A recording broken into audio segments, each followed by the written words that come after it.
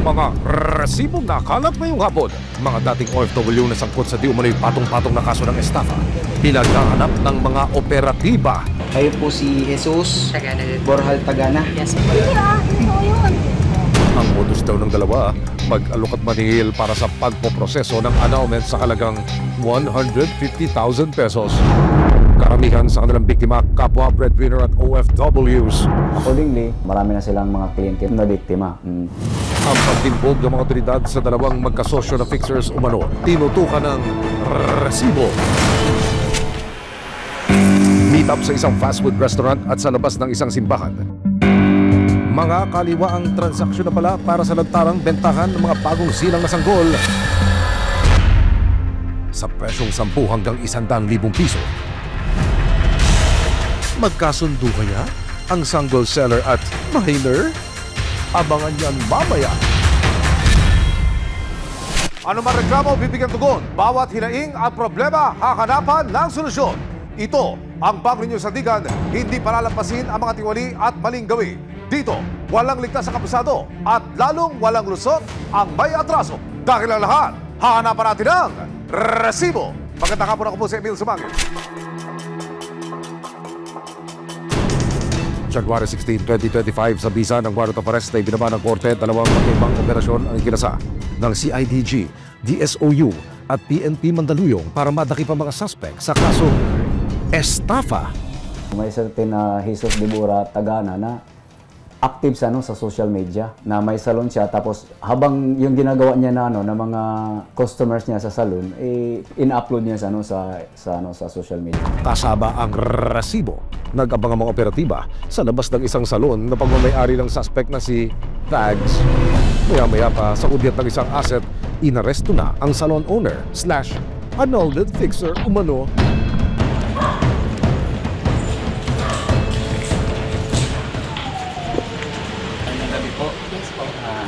Kami po yung mga tauhan ng PNP CIDG. Okay po. Kayo po si Jesus Tagana din. Borhal Tagana. Yes po. Kayo po inaresto namin sa kasong estafa.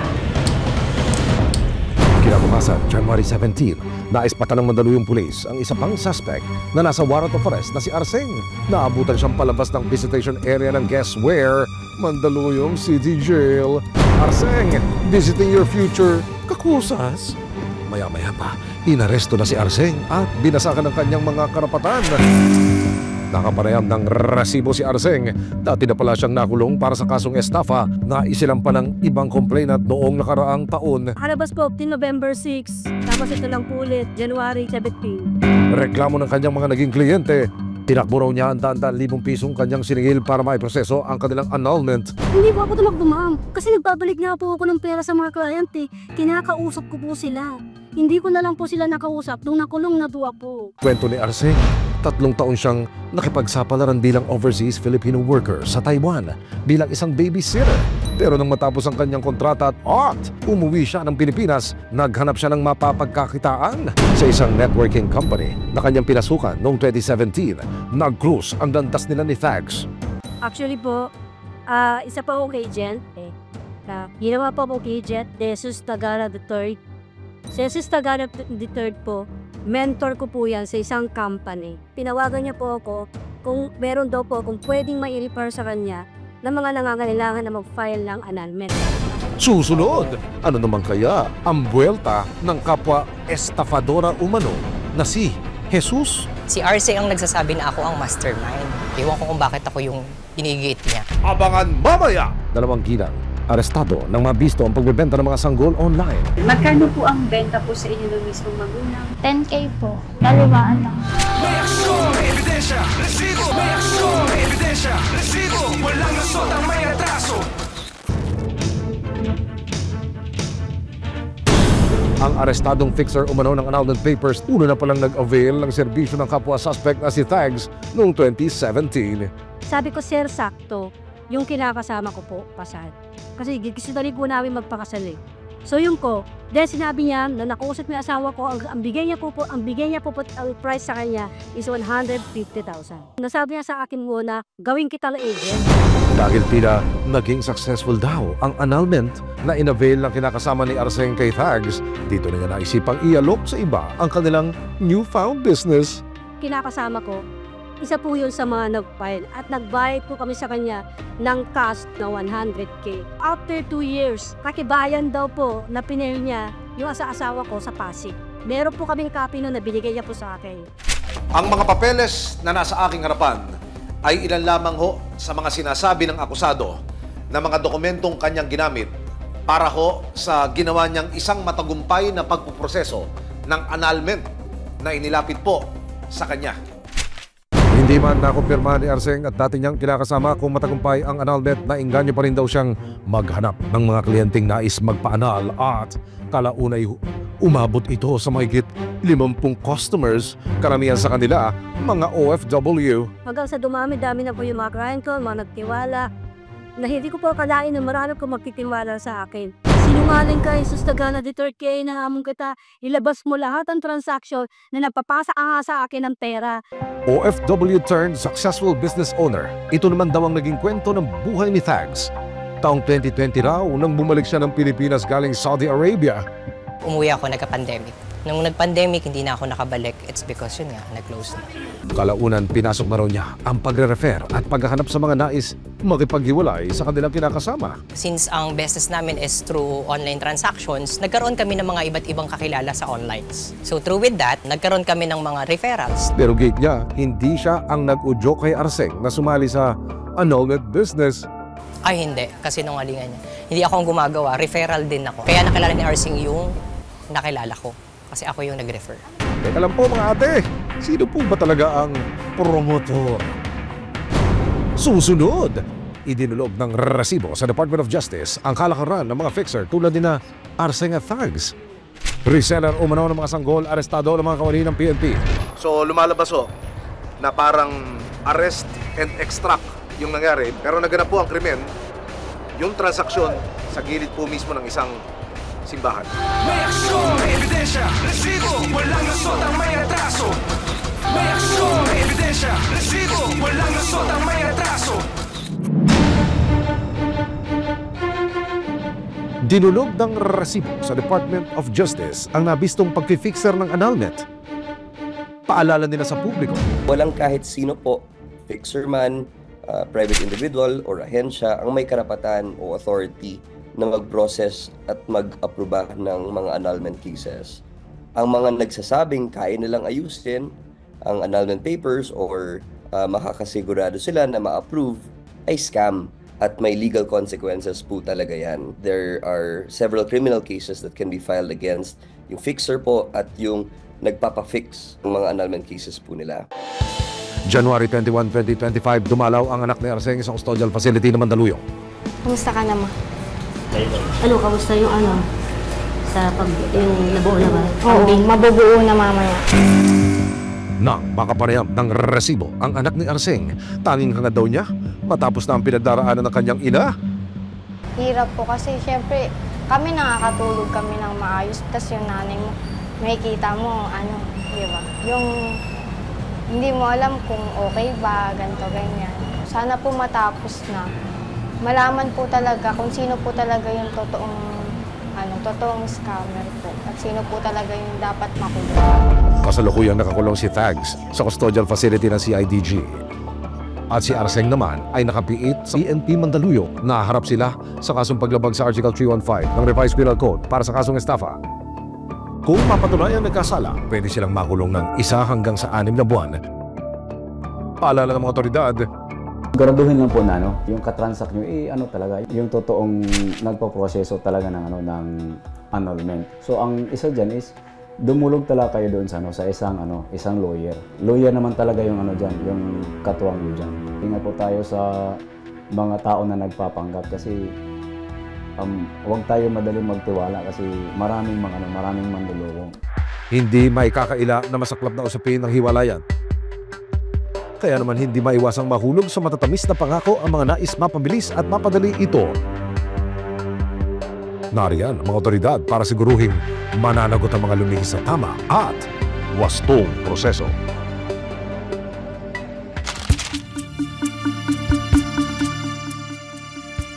Sa loob ng mahigit 5 buwan, nagsagawa ang Philippine National Police Women and Children Protection Center o PNP WCPC ng Cyber Patrol o Pagmamanman Online.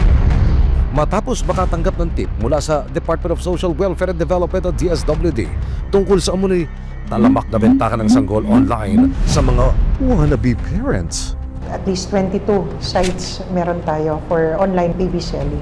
Nung in-engage namin, nung inimbestigahan namin, meron kaming 4 na nakita, 4 na sites na active. Ang kanilang naging unang target, isang di umano'y reseller o middleman na nagmamala, buy and sell ng sanggol. At ang kanyang latest offer, 100,000 pesos para sa mahigit 1 linggong gulang na baby. So after, usually may referral yan eh. Usually may mga netizens, may mga yung community, may mga concerned citizens ang magsasabi sa amin na mayroong mga engagement na ganito online. And then yun, kami naman on our part as investigator, i-validate namin kung totoo yung information. If ma-validate namin, we will engage in order for us to find yung kung meron talaga at may krimen ba na nangyayari. Nang makumpirma na ng mga otoridad ang posibleng illegal na bentahan ng sanggol online, January 10 nitong taon, nagpanggap bilang live-in partner ang 2 operatibo ng PNP Luzon Field Unit. Ang meeting place sa harap mismo ng simbahan. Pupunta po tayo ngayon sa isang lugar dito sa Quezon City kung saan sinasabing nagpunta yung seller na di umano'y nagtutulak o nagbebenta nitong 11 days old na sanggol. Susubukin po nating maghanap kung meron tayong makakausap doon sa mismong location. Ayon po doon sa impormasyong paunang nakarating sa atin, sa labas ho ng Santo Domingo Church, nakipag-deal yung akusado. At hindi po gabi putok na putok daw ang araw nung makipag-usap ito doon sa mga undercover police officer para ho maitulak at maibenta nga itong 11 araw na gulang na bata.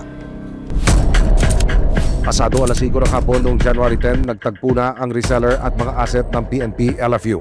Nang magkaabutan na ng mark money, dito na inaresto ang 36 na taong gulang na suspect na itatago namin sa pangalang Lorna. Ano man ang iyong sabihin ay maaaring gamitin pabor o laban sa iyo. Agad ding nailigtas ang bagong silang na sanggol. Ilang metro ang layo mula ho doon sa lugar kung saan isinagawa ang rescue operation. Isang tricycle terminal po ang makikita. At magtatanong tayo para ho malaman mula ho dito sa mga kasamahan nating tricycle driver kung ano masasabi nila, kung may nakita sila doon sa police operation. Nakita niyo ba yun, Kuya? Yung may hinuli silang babae na di umano nagbebenta raw ng bata? Hindi ko po nakita. Gandang araw po. Napansin mo ba yung dati yung may hinuli dyan nagbebenta ng bata? Ito lang, itong nakaraang linggo lang. Wala po. Wala ka nakita. Tapos So lumalabas ho na parang arrest and extract yung nangyari. Ibig sabihin, pagkatapos na maisagawa yung operation, sakay ka agad yung akusado, then alis na dito mismo sa area. Pero naganap po ang krimen, yung transaksyon sa gilid po mismo ng isang simbahan. Nakaparehab ng resibo si Lorna. Walang alinlangan niyang ikinwento kung paano siya napasok sa ganitong kalakaran. Dito po sa gantong po namin, madali pong kumita. Yung isang lang po, bigayan lang. Kasi po pag mag-a-apply na trabaho, marami pang kailangan Kaya ito yung idea na nakuha namin na mas madali kumita.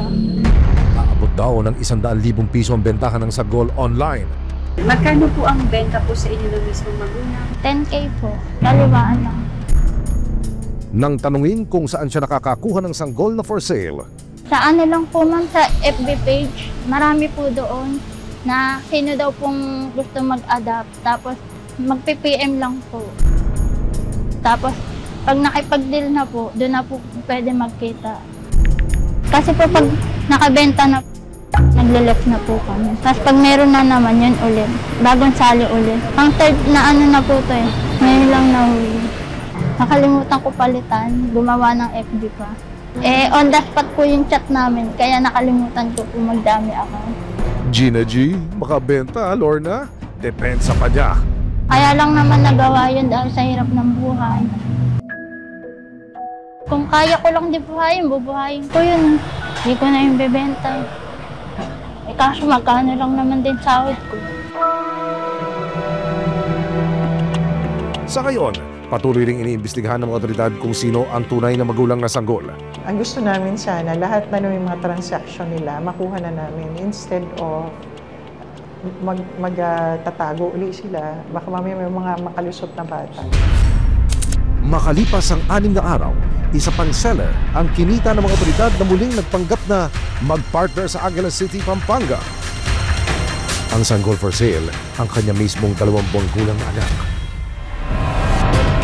Alas 11 ng umaga ng January 16, nagkita ang mga asset ng pulis at ang suspect sa isang fast food restaurant. Nang magkaabutan ng marked money na 50,000 pesos, ibinigay na ng ina ang kanyang anak. Dito na siya inaresto at dinala sa tanggapan ng PNP LFU. Nakapareham din ng resibo ang 25 taong gulang na si Aida. Hindi niya tunay na pangalan, kwento niya. Kaya po naiisip ko na lang po na maghahanap na lang po ako ng mag-a-adapt sa baby ko po para tulungan ako. Yun po, pumunta po ako doon sa may Facebook page po kung saan yung illegal adoption. Sumali po ako doon. Tapos po naisip ko po na magko-comment na lang po ako doon para mapa-adapt ko na yung baby ko. Nakuha lang daw niyang ialok ang anak online dahil no-show na raw ang kanyang partner. Wala po siya, hindi naman po siya nagsusuporta. Ilang taon na po. Simula pong buntis ako, wala na po, umalis na po siya. Kaya tumakbo sa isip ko po, mas maganda na lang po na ipapa-adapt ko na lang yung baby na hindi na lang idadaan sa legal na process. Paliwanag ng PNP WCPC mula taong 2022, mahigit 600 sanggol na ibinebenta o ipinapaampod sa iligal na paraan ng na-rescue na ng kapulisan. Itong mga cases na hawak namin at naging successful, ito yung mga nakita namin na meron nga talagang engagement at meron talagang krimen na nangyayari. Dagdag pa ng PNP WCPC. Mas malala ito kaysa sa droga. Kasi ang involved dito, bata. So, any wrong move, ang nakasalalay dito, yung buhay ng isang tao o isang bata. More than the arrest is to rescue the child, to bring out of danger yung bata. Yun yung focus namin. Samantala, sakaling mapatunayang nagkasala sa batas sina Lorna at Aida, maaari silang maharap sa kasong paglabag sa Republic Act 9208 o Anti-Trafficking in Persons, Republic Act 7610 o Child Abuse at Republic Act 8552 o Domestic Adoption Act of 1998. Pumapasok ito sa life imprisonment. Malaki responsibilidad nila especially. May mga nandito kami or may mga na-convict kami na 20 years imprisonment. Depende sa dami nung na-file na kaso sa kanila. Nagsisisi po ako kasi nga po ginawa ko sa kanya yun. Kung hindi ko naman po ginawa sa kanya yun, sana wala po ako dito. Paalala ng PNP WCPC, hindi masama ang pagkupkop sa mga bata lalo na kung para ito sa ikabubuti nila pero kailangan dumaan sa tama at legal na proseso para masiguro ang kapakanan ng bata. Madali na mag-adapt ngayon. Pinadali na for the DSWD. Nag-a-assist na sila, binibigyan na nila ng assistance yung mga gustong mag-adapt. So hindi na kailangan mag-transact tayo or mag-engage tayo with illegal like illegal adoption or online BCM. Para naman sa mga patuloy na nagkukubli online para pagkakitaan ng mga walang kamuwang-muwang, may mahigpit na paalala ang mga otoridad. Ngayon, gusto namin makarating sa publiko, yung mga nagbabalak na pumasok sa ganitong transaction o illegal activities na katulad nito. Meron tayong batas na hahabol sa kanila.